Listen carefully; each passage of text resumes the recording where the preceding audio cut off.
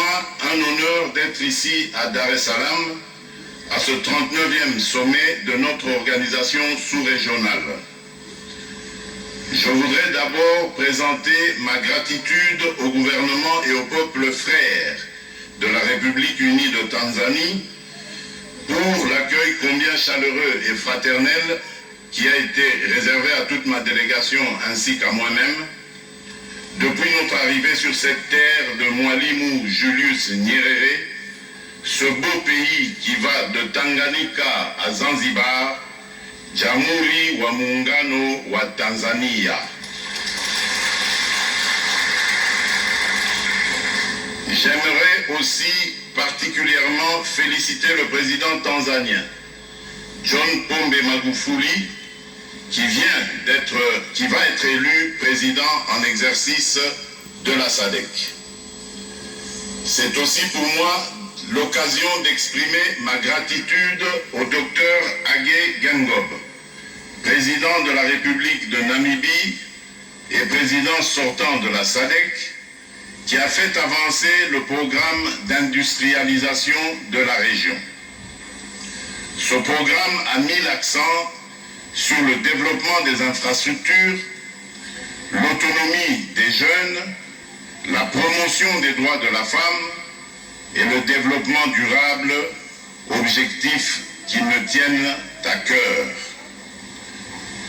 Mes félicitations s'adressent enfin à Madame Lawrence Tax Stergomena, secrétaire exécutive de la SADC, pour sa remarquable contribution au développement économique régional et la mise en œuvre du plan stratégique indicatif de développement régional.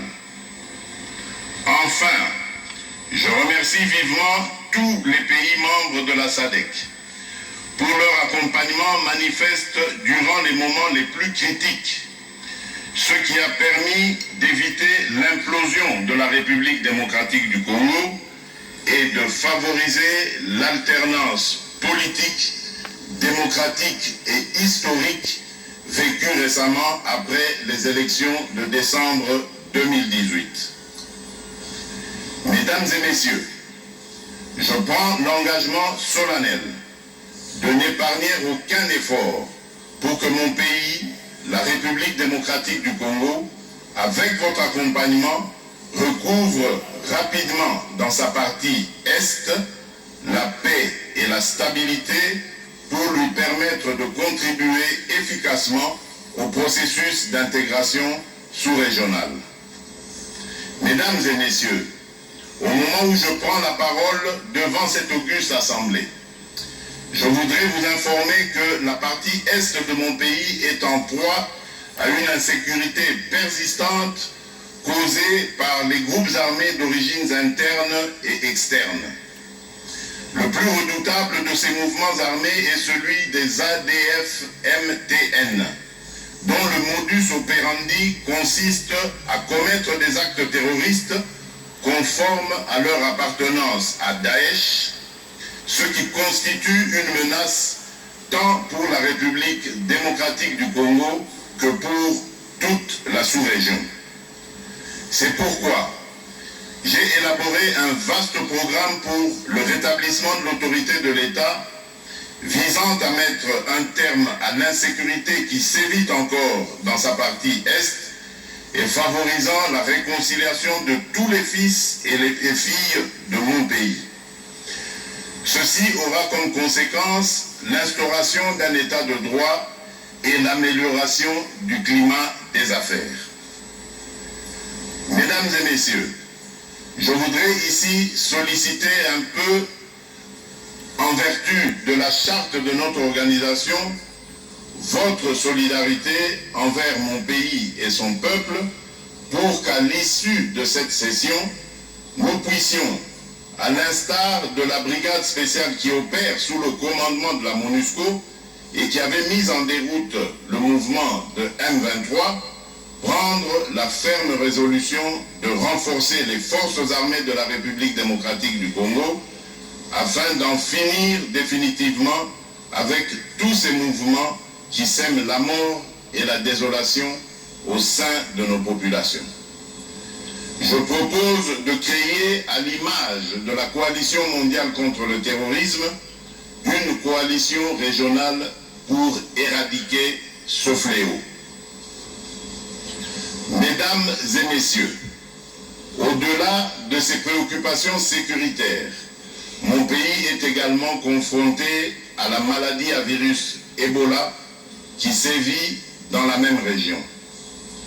Compte tenu de la gravité de cette situation, j'avais mis en place au mois de mai dernier une cellule technique qui travaille sous ma supervision, composée d'experts de renommée internationale, parmi lesquels le docteur Mouyembe, qui a identifié le virus d'Ebola et dont les travaux de recherche ont conduit à la découverte du MAB 114, une molécule thérapeutique pour le traitement contre la maladie. Pour votre information, ces travaux seront récompensés le 30 août prochain par le gouvernement japonais. Cette stratégie de riposte nous a permis de mettre à l'abri la ville de Goma et de poursuivre l'éradication dans les autres parties qui seraient affectées, tels les 2 cas détectés avant-hier à Bukavu. En même temps, le Rwanda, pays voisin, l'Organisation mondiale de la santé et la République démocratique du Congo se sont accordés pour adopter des mesures communes préventives permettant de renforcer la riposte. C'est ici l'occasion pour moi de saluer l'élan de solidarité qui s'est manifesté de la part de nos partenaires bi- et multilatéraux pour leur accompagnement et leur soutien. Je puis enfin vous rassurer que je ne ménagerai aucun effort pour relever ce défi. Mesdames et messieurs, pour revenir au thème de la présente session, à savoir un environnement commercial propice au développement industriel inclusif et durable, à l'accroissement du commerce intracommunautaire et à la création d'emplois, laissez-moi vous dire que ce thème me conforte d'autant plus que mon pays, la République démocratique du Congo, qui partage ses frontières avec 9 autres pays, possède des atouts innombrables. Qu'il s'agisse de sa population, sa superficie, son écosystème, son sol et son sous-sol, son potentiel hydroélectrique et minier, la République démocratique du Congo demeure un maillon important dans le développement de la sous-région. Je m'engage à poursuivre l'intégration régionale et la politique de proximité avec tous les pays de la SADC. Dans ce contexte que je m'emploie à faire de l'intégration nationale,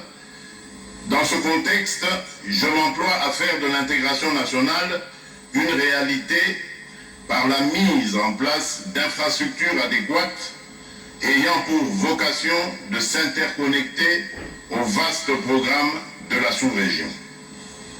Mon vœu est de voir très rapidement toutes les populations de notre sous-région circuler librement de l'océan Indien à l'océan Atlantique, de Dar es Salaam à Lobito, de Mombasa à Banana, de Aru à Durban. Je voudrais également rappeler que le développement des ressources énergétiques, notamment l'électricité, est un atout majeur pour l'industrialisation de nos pays. À cet égard, la République démocratique du Congo offre de nombreuses opportunités pour la SADC. Bien exploité, le potentiel de la République démocratique du Congo pourrait satisfaire aux besoins de l'ensemble de la sous-région et au-delà de l'Afrique tout entière. Le développement durable, c'est aussi l'agriculture. Point n'est besoin de rappeler qu'en cette matière, mon pays dispose aussi d'énormes capacités. Voilà ce que mon pays est disposé à apporter pour l'accomplissement de l'ambitieux programme que nous nous sommes fixés pour notre sous-région. Excellence, Monsieur le Président Hage Geingob, président de la Namibie et président en exercice de la communauté, le président en exercice sortant de la communauté de développement d'Afrique australe, Excellence, Monsieur le Président John Pombe Magufuli, président de la République unie de Tanzanie et président entrant de la communauté de développement de l'Afrique australe, Excellences, Messieurs les chefs d'État et de gouvernement, distinguées Premières Dames, Madame la secrétaire exécutive de la communauté de développement de l'Afrique australe, distingués invités à vos titres et qualités respectifs, Mesdames et Messieurs, pour terminer, j'ai la ferme conviction que les assises du présent sommet aboutiront à des propositions concrètes afin de créer un environnement commercial et sécurisé propice au développement industriel inclusif et durable dans notre espace SADC. Au nom du peuple congolais et au mien, je souhaite plein succès aux travaux et délibérations du 39e sommet de la SADC. Kwa niaba ya raia wote wa Kongo na mimi mwenyewe nawatakia mafanikio mema ya kazi yetu.